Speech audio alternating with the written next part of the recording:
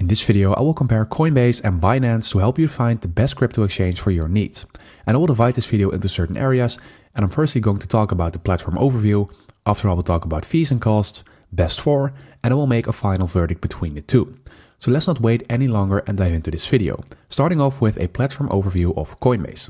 Well, Coinbase is a US-based exchange known for its beginner-friendly design and strong regulatory compliance. Binance, on the other hand, is the world's largest crypto exchange, offering a wide range of assets, low fees, and advanced trading tools. But what about fees and costs? Well, Coinbase has higher fees unless you use Coinbase Advanced. Then you're facing fees between 0.4% and 0.6% per trade. Binance offers much lower fees starting at 0.10% with additional discounts for using BNB. And I would say that Coinbase is best for beginners who want simplicity and trusted US regulation, and Binance is ideal for active traders seeking low fees, more features, and asset variety. And I would say choose Coinbase for ease of use and security, and choose Binance for cost efficiency and advanced trading. And which one do you prefer? Let me know down in the comments. Anyway, thank you for watching. I hope this video helped you out.